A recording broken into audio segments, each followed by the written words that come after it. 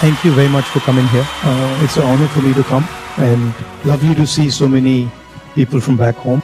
At its heart, opposition is the voice of people. Where and how can I raise issues of the people of India?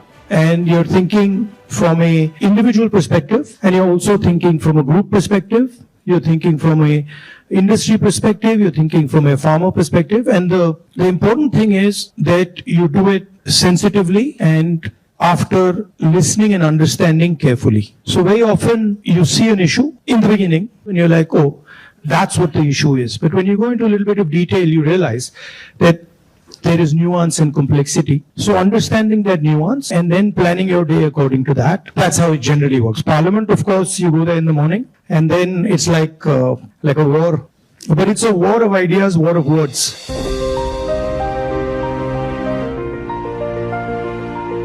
Foundation of modern India is the constitution. What people understood in the election clearly, and I saw it happening. When I used to raise the constitution like this, people understood what I was saying.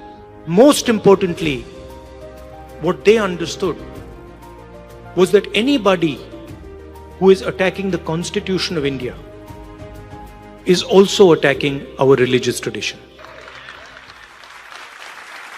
Right? And we saw that immediately, within minutes of the election result, nobody in India was scared of the BJP or the Prime Minister of India.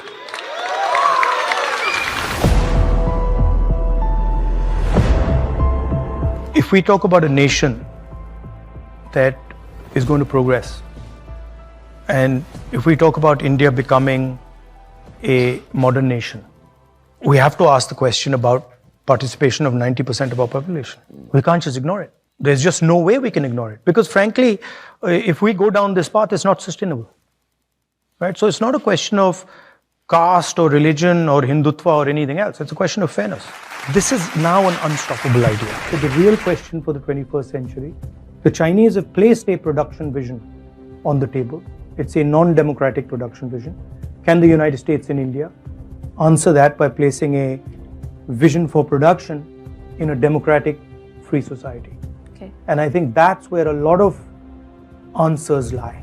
So the vision would be more of a decentralized production system. Unlike China, which is huge factories, we would be thinking about smaller and small medium businesses and embedding modern technology into that. So there is a very small percentage of India which is controlling the entire infrastructure.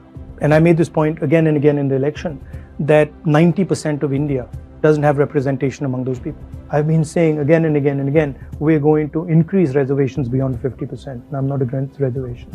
You have come from one union of states and you've come to another union of states. And you are our ambassadors.